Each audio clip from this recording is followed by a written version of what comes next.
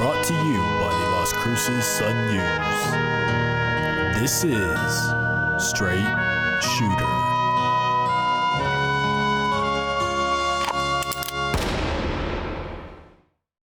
What is going on, everybody? This is Justin Martinez, aka Jay the Sports Dude, and if you are listening right now, let me just say thank you for tuning in to Straight Shooter, the podcast where I shoot from the hip and give you everything that you need to know about the New Mexico State men's basketball team. This is episode 19 of our season-long journey, so if you're a returning listener, then welcome back. I missed you, and if you're new to the program, well, then welcome to the family. Where have you been all my life? Guys, it is crazy to say this, but this is the final episode of the regular season, so I thought, you know what? Let's do something special this time. There are two New Mexico State players who used to have their own podcast along with a friend of theirs, and who better to talk about all things New Mexico State than the guys who actually wear the jerseys on game day. So here to co-host the entire episode from start to finish is the dynamic duo, the Las Cruces natives, Tennessee Owens and Bryce Rewalt. Guys, how are you doing today? Doing well. Yeah, Excited for the tournament. Thanks for having us, Justin. We appreciate it. Yeah, man, I'm excited to have you guys on here. Now, talk to me really quick. You guys had your own podcast, the Sports Triad was it called, right? Can you talk about just how that came to be? It was so it started off. I was in a sports and society class, and I was with our friend Ethan, and one of the assignments was to make a podcast. So we turned it in, and we actually had a lot of fun with it. So that we tried to go about starting our own show, and it went from April to. Yeah, you guys had me on as the guest for the assignment, right? And then we were like, we all did it, and we finished it like, yo, this is kind of fun. I think it was like, what, 4 or 5 months? Yeah. Probably 3, anywhere like 3 to 5 months. I can't remember. 20-some episodes. Yeah, we tried to do it every week, and then I'm sure looking back at it now, I'm sure a couple of episodes were really poorly put together. But we got better as it went along. It was a lot of fun. It was mostly just like talking sports, just like, you know, when you hit like April through the summer, you know, you don't have a whole lot of stuff to do. So I think we did it just to pass time. Yeah. Gave us a reason to all hang out with each other, and it was a lot of fun just talking sports. Yeah, you guys had some cool guests on it, I think, as well, right? I know you had a guy from Mayfield High School. What was his name? Kavika Johnson, I think it was. A wide receiver at UTEP. We had Trevor Rogers, right? Yeah, Trevor Rogers. We had the MLB World Series umpire, Ashley Randazzo's dad, Tony Randazzo. We had Justin Hawkins, Aggie legend. So we had a bunch of people on there. Ian Baker. It was a lot of fun. That was the hardest thing to try to get guests. Oh, yeah. And then towards the end, we kind of focused more on getting New Mexico State athletes just because, you know, people were interested in that. So, but it was a lot of fun. Nice. Cool. Well, let's go ahead and get started, guys. We are coming to you from a place that we like to call the Saloon. So, Barkeep, what do we have on tap for today? On tap today is a recap of the Cal Baptist game and a preview of the WAC tournament, co-hosted by Tennessee Owens and Bryce Rewalt. Alrighty, thank you, Barkeep. I have my lasso in hand, and it's time for our post-game roundup. The segment where we'll round up our thoughts on the most recent New Mexico State game. And in this case, the Aggies ended their regular season with a dominant 83-50 home win over Cal Baptist to become the first team in WAC history to go a perfect 16-0 in conference play. It was a great send-off for the team seniors, and since there are 3 of us here, we're each going to give our takeaway from the game. First of all, guys, just talk about that atmosphere at that game. To go 16-0, just how rewarding was that feeling? It was rewarding for sure. I think we all had a goal in mind at the start of the league that we didn't want to lose any more games. You know, we're coming in at 6-6, going into that the Mississippi State game, and Coach talked about it. He's like, we have a chance to do something special here, and to cap it off like that with a convincing win against Cal Baptist, it was a good feeling. I think we sent a message going into the conference tournament, like, we're going to be a tough out. And, what a conference season, what a slate. It took everybody, some games were closer than others. Some were a little bit more lopsided, but I mean, I can remember some from each game that, was significant in our success of, going 16-0. So, what a year. Yeah. And Bryce, you were one of the seniors on that team for senior night. Just how cool of a send-off was that? Yeah, so it was a lot of fun. It was kind of interesting seeing the crowd support. I wasn't really expecting to see that many students. I know me and Tennessee were talking about it, and it's still just like when you run down the stairs, and me and Tim always look at each other as soon as we run down the stairs, and it's like, man, I still can't believe this is happening. But I think the biggest takeaway from that game was we were really clicking on all cylinders, and I think everyone was a little bit surprised at the 33-point win. But it was so much fun down there. Both celebrating on the bench and then getting our couple minutes in at the end. So yeah. What's the big thing you can take away from this one, Tennessee? I think we just defended really well. I mean, we held them to 29 from the field, 26 from three. They make free throws, so they shot 82%. But we held Aqua to 15 points on 16 shots. So I mean, we did our job on him. But I mean, anytime you hold a team to 29% from the field, you usually are in good shape in terms of the outcome of the game. But I think that Coach talks about it every game. We treat every game like the Super Bowl, and that's top to bottom. So I think we just defended really well, and they had our full attention, just like he says. And we got the scout into the game. We were, like Bryce said, we were firing on all cylinders, and when we put together a complete performance like that, it gives us a lot of confidence going into Vegas that we can accomplish big things. Yeah, definitely. I think the really big thing is just your guys' bench depth that you've had. Now, that's gone a little up and down throughout the season because of the injuries you've had, just not a lot of bodies at times. Yeah. But you look at this one, 30 bench points, and just everybody was stepping up. CJ Bobb, even though he got the start, he's mostly been off the bench. He had a really good game. It was 10 points for him. Yeah. Sean Buchanan didn't score, but this guy just had such a great performance on defense. I think really just the perfect stat line that describes him as a player. Oh, for sure. It was 4 steals, 3 assists, a block. You mentioned his work on Milan, a guy that had put up 24 points on you guys the first time around. 5 for 14 shooting this time around. Just so many guys willing to step up just whenever their number is called. Just can you talk about that mentality for the team? It seems like just everybody's ready when the moment's there. Yeah, I think it's just being locked into what we're trying to accomplish. Everything's articulate and carefully planned out. We usually try to take away the team's crutches, and when it comes down to it, we got to play breakdown basketball and guard the ball, and keep guys out of the lane, and hold them to one shot, and get out and run.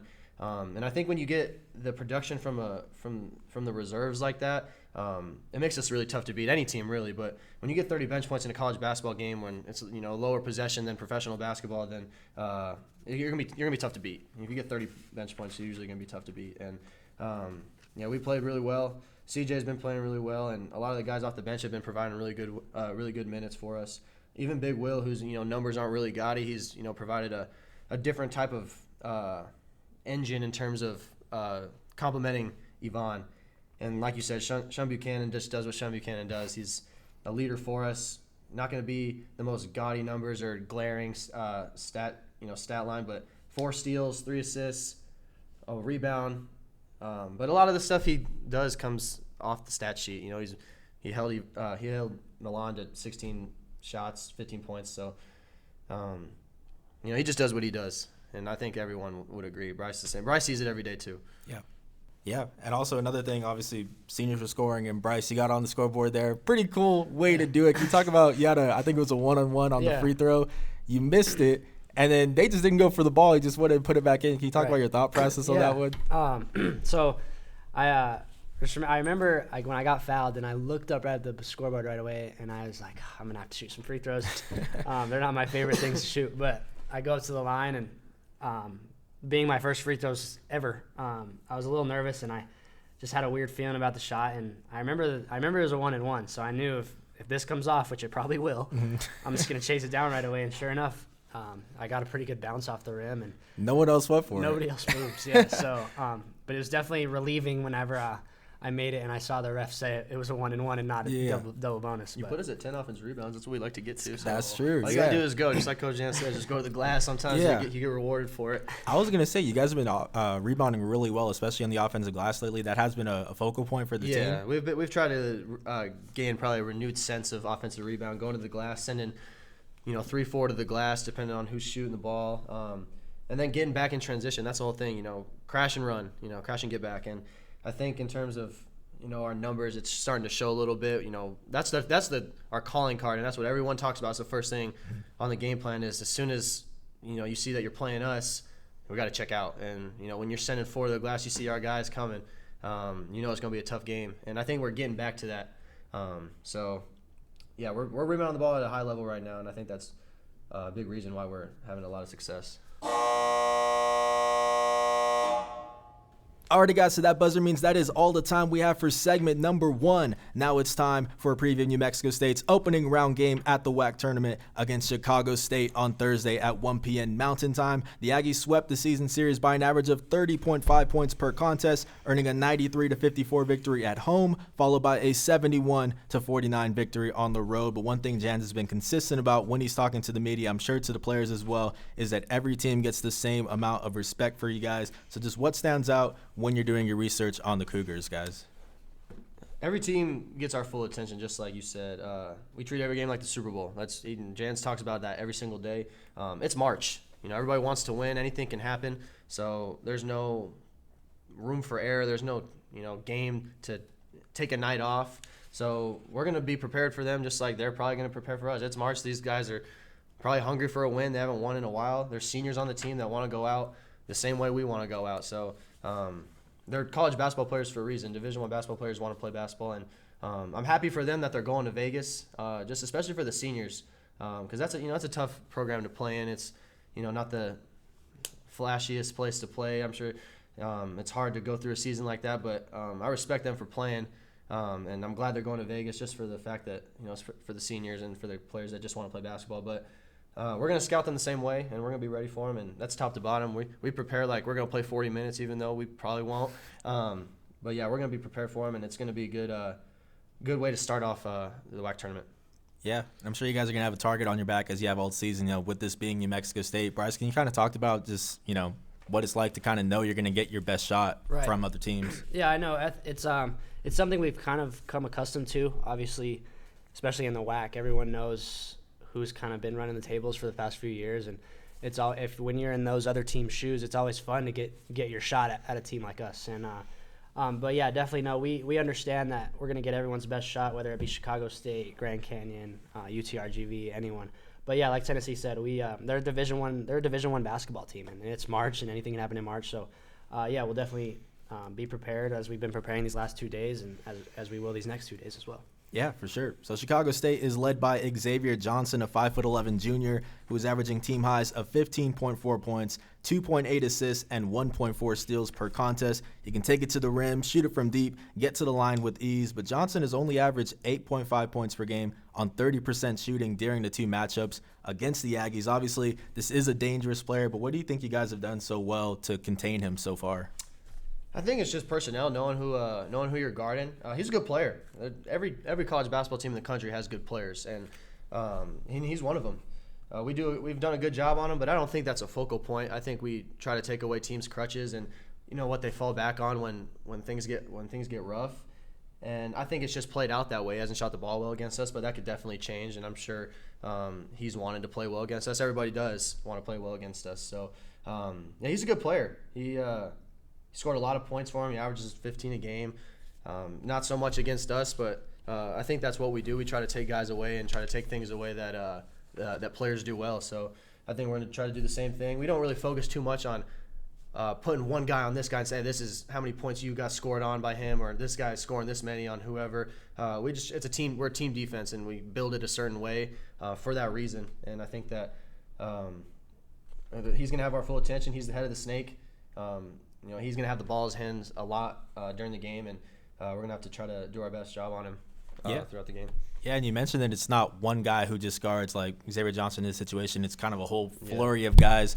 This backcourt, just a lot of really great defenders. We talked about Sean Buchanan, Evan Gillard II, also really good. Jabari Rice when he slides into that 2 spot. You guys, obviously, you don't play them on game days, but just in terms of scrimmaging and practice, Bryce, how hard is it to score on these guys? I mean, it's very hard, but it's a lot of fun. I think it kind of gives me and T a sense of pride knowing that we get to go against the best team in the WAC every single day, and but it definitely gives us some confidence. But a lot of days we're in there getting our butts kicked. But yeah, the defense has obviously a focal point of our team, and it's something Coach Jans instills in everyone here, and a lot of pride is taken in that, especially when you should see the guys when they're doing one-on-one drills and how mad they get if someone scores, or the trash talk. It's a lot of fun to be around for sure. Yeah, they don't take it easy on you guys at all during practice. And they shouldn't. Full effort. It doesn't matter. We're on the team. We practice every day the same way they do. Yeah. We get reps every day just like them. So makes you better, I'd imagine too. And it's through the chain. Jans treats us the same way that he would treat anybody else. So I wouldn't want it any different, and I wouldn't expect them to treat us any different. Yeah, definitely. Now, another guy to watch out for is the second half of Chicago State's 1-2 punch, and that is Andrew Lewis. He's a 6'3" junior shooting guard who is averaging 12.2 points, 4 rebounds, and 1.6 assists per game. Not someone who's going to rely on that three ball too much. It's mostly getting to the rim, drawing contact with them. Yeah. Now, Lewis averaged 11 points on 35.3% shooting during the 2 matchups against New Mexico State. So, obviously, this is a guy that likes to get to the rim. Can you guys talk about just the rim protectors you have on this squad? Yeah, we're not the biggest. I think everyone knows that. We don't have a bunch of shot blockers. I think we're in like the 40s in terms of our amount of blocks this year. So we rely on like team defense, keeping the ball out of the paint, point of attack defense. But he's a good player. Like, he's a shot maker. He's obviously a proven scorer. He scored over 300 points this year, which around 12 a game. Mm-hmm. But he's a good player. We got to keep him out of the paint. Make him take contested twos, which is what we want, and then get on and run, holding one shot. But those are the two that we'll talk about the most over the next couple days. And, yeah, besides Xavier Johnson, he's going to be right under him in terms of where we go for scout and personnel. But yeah, he's a good player. We respect everybody the same way, and he's obviously a proven scorer, and we're going to have to keep him in check. Yeah, can you guys talk about just what the process is of doing your research on a team? Like, around what time of the week does that start? Just, is it more individual that you guys, have your assignments, or is it sitting in the film room with the whole team? Just kind of what's that like? Yeah, it's it usually is about 2 days before the game is when we'll sit down and have a paper scout and have a video scout and basically break down each player. Coach kind of gives us an idea of how he plays, what he likes to do, where we can attack him, and also we go over their sets, obviously, and that's something we've had to really focus on this year, is because that's our main job when it comes to practice. And but yeah, it's usually about 2 days before we'll prepare for them, and yeah, it's a lot of mental stuff going on for sure. But yeah, definitely. And also, just another thing, obviously, at this point in the season, you've played all of these guys twice in conference play. Are there just pretty much no surprises at this point? Like, you know what you're expecting when you go into these games? Everybody knows each other. Everybody's going to prepare based off what they've seen on film, on tape, and from other games, whether you played the team you're playing or from other games in the league. But yeah, like you said, we're now hitting the time where we're playing teams for the third time. Mm-hmm. So everybody knows each other really well, and it comes down to it's a rubber match. So who's better the third time? Who can manufacture more baskets and guard each other's crutches and guard each other's stuff the best way, and usually at that point you'll figure out who wins. Yeah, I imagine the intensity gets wrapped up in practice too, because you guys know, like, you have to be on top of your game because they know exactly what you're going to do. They know how they're going to try to stop you, and you guys have to be tip-top shape pretty much, right? Yeah, I mean, especially this time of year too, you kind of get an idea of, we have to win the WAC tournament just like any of these other teams got to win the WAC tournament if we want to keep playing basketball. And that's kind of the mindset that we're going to look at it. And obviously, another thing, this goes back to even high school for me and T, is when it comes to any sort of bracket, tend to not look at the number next to the name. Yeah. It's once you get going, you're playing against that team, and there's no number that's going to decide who wins that game. Yeah, you hear it all the time. It's March, so yeah, it's March. Winner go home. Yeah, winner go home for a conference like us, and we treat it like that. Yeah, definitely. Now, I feel the big key to success for you guys in this one is to win the turnover battle. That's something you guys did really well in those 2 matchups against Chicago State. You forced an average of 17.5 turnovers per game, which you converted into an average of 27 points per contest. Just how much of it is a momentum boost as opposed to maybe getting a bucket in your half-court offense when you're able to get one off a turnover and get in transition? Anytime you don't have to run any sets and you can just get out and play, that's beneficial for your team. You don't have to throw anything out there for another team to scout, especially in college basketball where everyone knows everybody's stuff. But yeah, if you can turn the ball over and get out and run and not have to worry about running breakdown basketball or sets, then advantage us. So yeah, obviously, like you said, if we turn them over and convert off turnovers and we take care of the ball ourselves, we'll be in good shape in any game we play all year. So that's held true all year. And most of the time, if you win the turnover battle, just like in football and any sport really, if you turn the ball over less than the team you're playing, usually you're going to be in a good chance to win the game.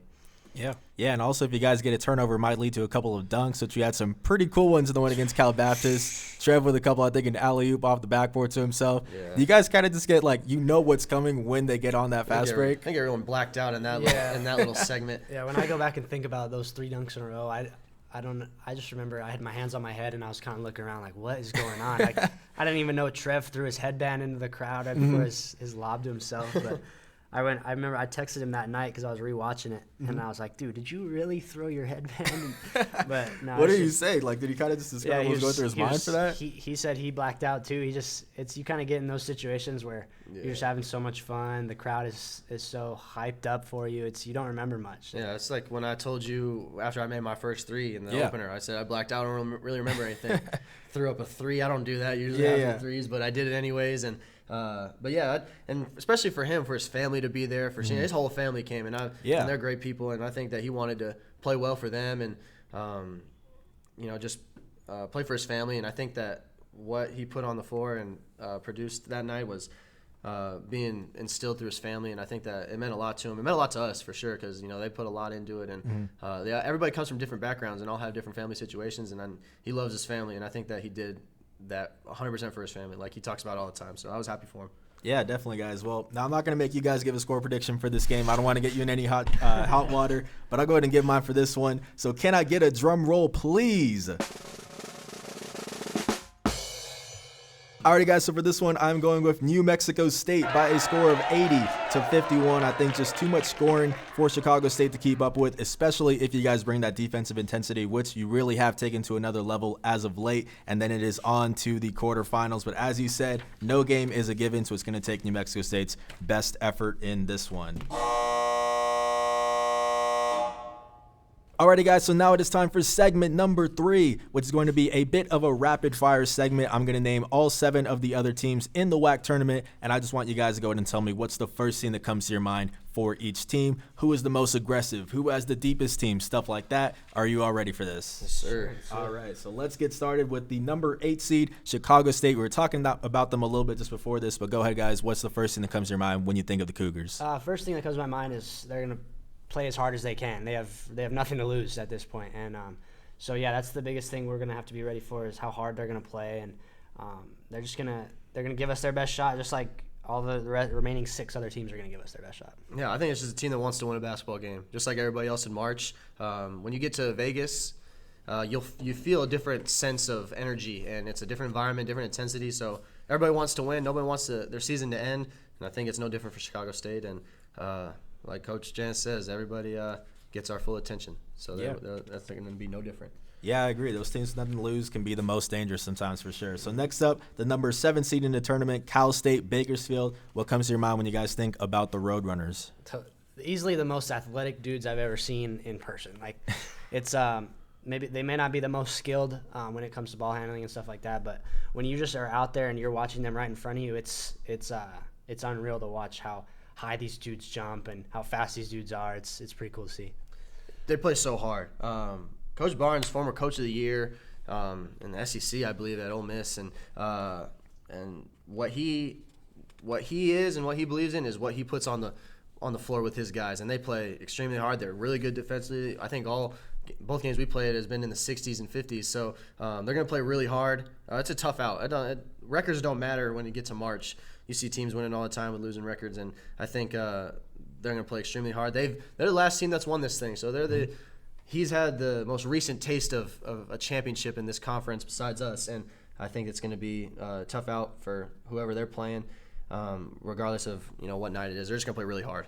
Yeah, definitely. So moving on to the number 6 seed in the tournament is Utah Valley. What comes to your mind when you guys think about the Wolverines? What comes to mind to me for sure is the game we had against them.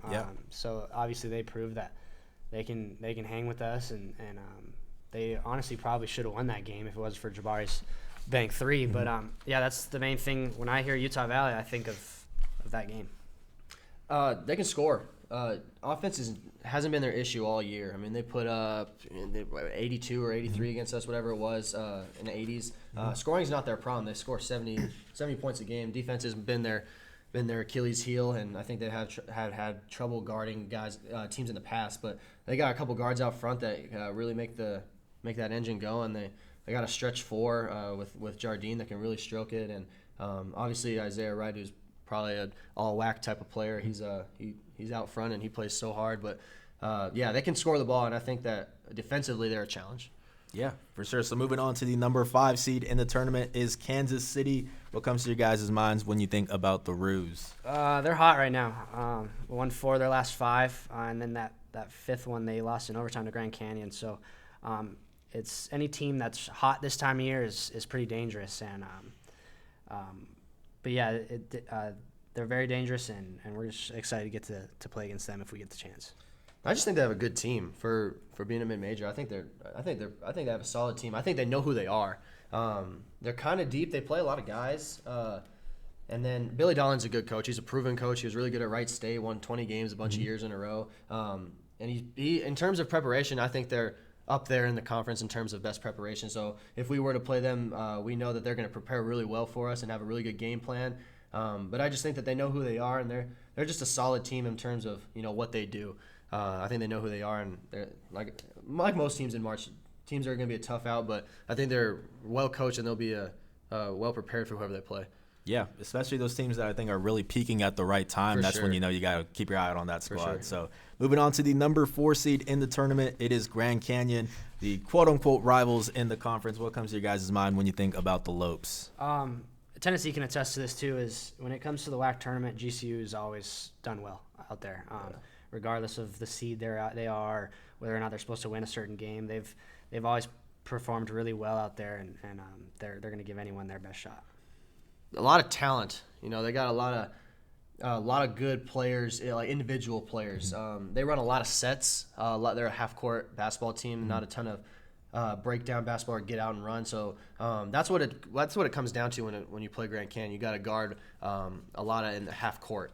So whatever they run, you got to be prepared for it. But yeah, a lot of individual talent. Obviously, Laver and Carlos Johnson are the head of the Snakes, and then Blackshear is a freshman, really good player out front who really handles the ball well for him and is a good point guard. But yeah, a lot of individual talent. You got to guard in the half court for sure.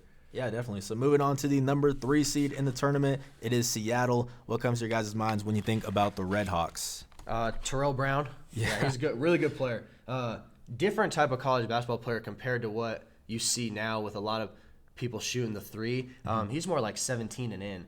Doesn't shoot it great from 3 at 28%, but I mean, you still got to respect him a little bit out there. But a lot of his work is done, 17, 15 feet and in. He's really good. He's a stat sheet stuffer. He, leads their team, I think, in assists, and he's second in rebounds too. Right. So Does it all for him. Yeah, it doesn't turn the ball over. They don't really turn the ball over that well at all. But he's the head of the Snake, and then obviously Morgan Means and Grigsby are really good players too. But yeah, you got to guard Terrell Brown, and I think if you do that and take away their weakness or their strengths, then you'll be in good shape. Yeah, I think anytime you've got a player on the team who's a front runner for WAC Player of the Year, it's a team to look out for sure. Especially he has guys that complement him really well, like Tennessee said, Morgan Means, and I think Aaron Nettles too is dangerous Sniper. from 3. So yeah, Seattle's a really good ball club, especially when you got a guy named Terrell Brown on your team. Yeah, definitely. Those Terrell Browns are dangerous. I'm still taking my Terrell. Of course. I'm taking mine. I had to get that out there. So Always. now the last team, the number 2 seed in the tournament, is UTRGV. Guys, what comes to your mind when you think about the Vaqueros? Even grittier. They're probably the grittiest team in the WAC. They're gonna play as hard as they possibly can. They're gonna try to get under your skin. And I know our guys love to play against competition like that, and it's a lot of fun to get to go against Levi and Jordan Jackson and Varner. Those dudes are legit, and I think they're playing really well as of late. Talk about a team who knows exactly who they are. Yeah. They throw a lot of defenses at you. Coach Lou Hill, former Oklahoma guy, he has this weird style of play that works. I mean, they've increased their seed in the last 4 years, every single year. I think they went from like a 6 to a 2 in the past 4 or 5 years. So he's obviously has a program that he's running a program that knows exactly what they're doing. And like Bryce said, those 3 guys, Varner, Jackson, and Levi, they're really good players. Levi leads the country in assists or second in assists, and he knows exactly where guys are on the floor. And I think everybody loves playing with him. But they're a tough team to play. They're tough. That's what I would describe them as, a tough team. Alrighty, guys, so that buzzer means that is all the time we have for the final segment. Shout out to Tennessee Owens and Bryce Rewalt. Handled that rapid fire like some pros because, hey, they are pros in the realm of podcasts, guys. Thank you so much for being on the show. I cannot say how much I appreciate it, guys. Appreciate y'all. Appreciate you having us. Thank you. It's a lot of fun to be on the other side of the podcast. But yeah, thanks for having us. Yeah, guys. So like I said, that is going to do it for us here. I will be doing a podcast episode after the tournament, hopefully also previewing the NCAA tournament should the Aggies get that automatic bid. But for now, that is going to do it. For Bryce Rewalt, Tennessee Owens, I am Justin Martinez, guys, and I will see you guys next Monday. I'm out.